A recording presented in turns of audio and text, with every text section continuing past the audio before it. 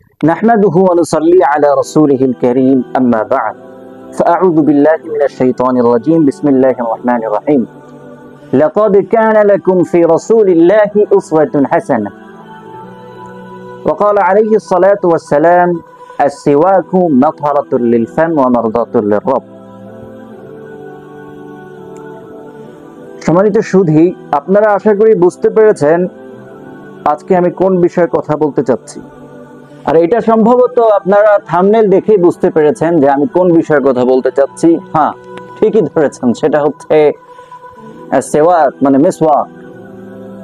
সম্মানিত দর্শক শ্রোতা,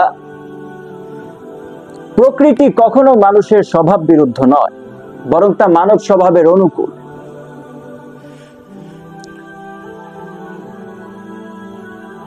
মানুষ যখনই বিপদে পড়ে গিয়ে প্রকৃতির কাছে আবার ফিরে আসে, প্রকৃতি তখনও মানুষের সাথে গাদ্দারি করে, অথচ মানুষ কিন্তু প্রকৃতির সাথে গাদ্দারি করে। কোটি কোটি টাকার হীরাকে ছেড়ে যখন মানুষ সামান্য টাকার কাচের খণ্ডকে গ্রহণ করে, সেটা আসলে বোকামি ছাড়া আর কিছুই না। ঠিক তেমনি মিসওয়াক, এটা হচ্ছে প্রাকৃতিক জিনিস। এটাকে ছেড়ে যখন মানুষ খুব দামি দামি পেস্ট এবং ফ্যাক্টরিতে তৈরি করা দাঁতের মাজন দিয়ে মাজা শুরু করেছে, ঠিক তখনই মানুষের বিপদ শুরু হয়েছে। যখন থেকে আমরা এই মহান নিয়ামতটিকে হাতছাড়া করেছি, ঠিক তখন থেকেই আমাদের মাঝে হাজার হাজার নতুন নতুন বিপদ শুরু হয়েছে এবং হাজার হাজার টাকা নষ্ট করেও আমরা এই বিপত্তি থেকে উদ্ধার হতে পারছি না। মেসওয়াক সম্পর্কে একজন জ্ঞানী ব্যক্তি খুব সুন্দর করেই বলেছেন যে যেদিন থেকে আমরা এর ব্যবহার ছেড়ে দিয়েছি, ঠিক সেদিন থেকেই বাজারে ডেন্টাল সার্জনের আবিষ্কার হয়েছে। এবার আসুন আমরা একটু পরীক্ষা করে দেখি যে রাসূলুল্লাহ সাল্লাল্লাহু আলাইহি ওয়াসাল্লামের সুন্নাত কি আসলে আমাদের স্বভাব সুলভ নাকি আমাদের স্বভাব সুলভ না।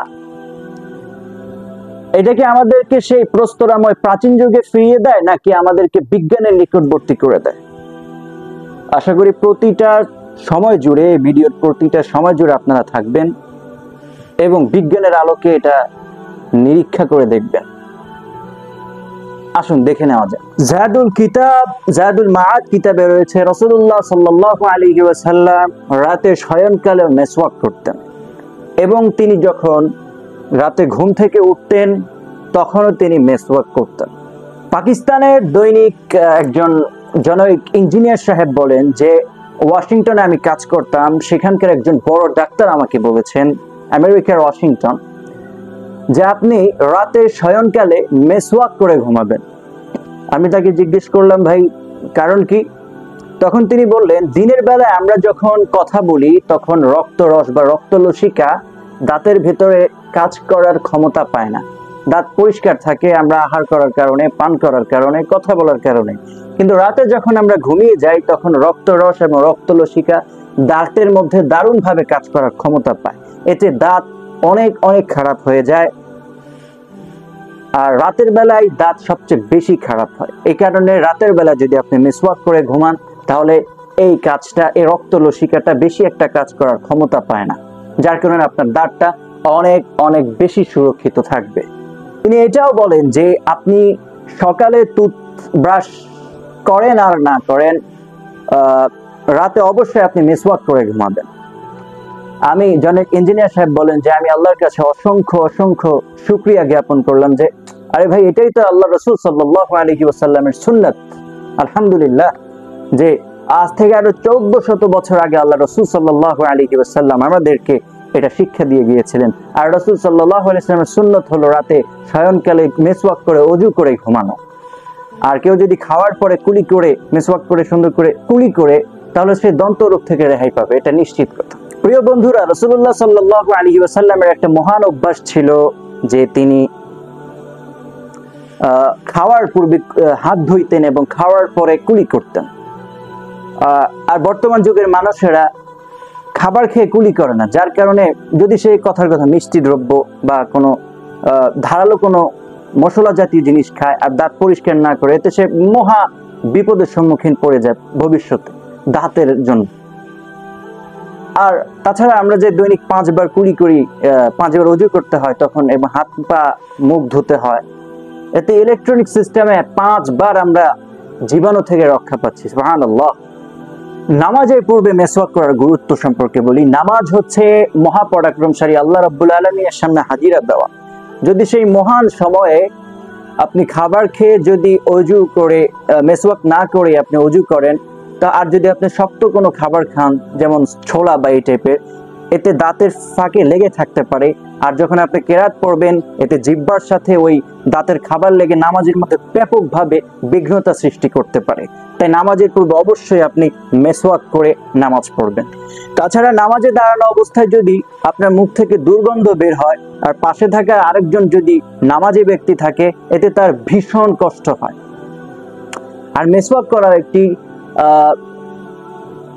সুন্দর একটা উপকার হচ্ছে, মেসওয়াক করার সময় মুখ এমন ভাবে রেইস বা উল্ললিত হয়, এমন ভাবে মুখ লড়ে, যার দরুন নামাজের ভেতর কেরাত পড়তে, তাসবিহ আর তাহলিলাত করতে দারুণ ভাবে অনাবিল শান্তি পাওয়া যায়।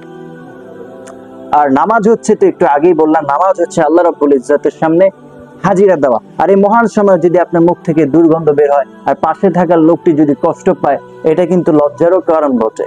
পাকিস্তানের একজন বিশিষ্ট ব্যবসায়ী তিনি বলেন যে, আমি সুইজারল্যান্ডে ব্যবসা করতাম, সেখানে একজন নও মুসলিমের সাথে আমার দেখা হয়েছে।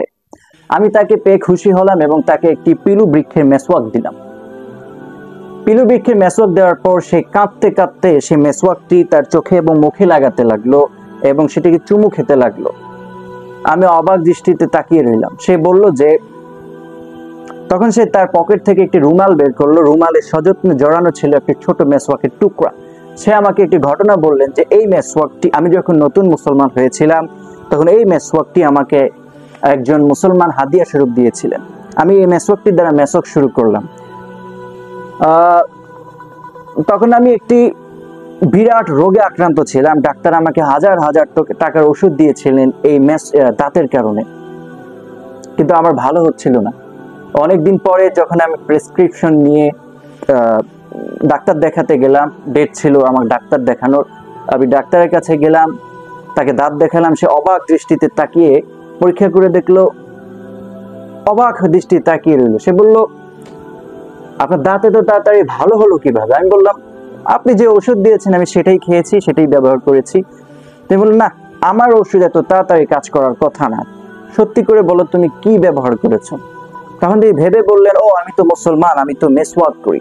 তখন আমি এই মেসওয়াকটা তাকে দেখালাম এবং বললাম যে, আমি মেসওয়াক করি আর আপনার ওষুধ খাই। তখন বললেন, হ্যাঁ, এই মেসওয়াকের বরকতেই, এই মেসওয়াকের কারণেই তোমার দাঁত ভালো হয়ে গিয়েছে।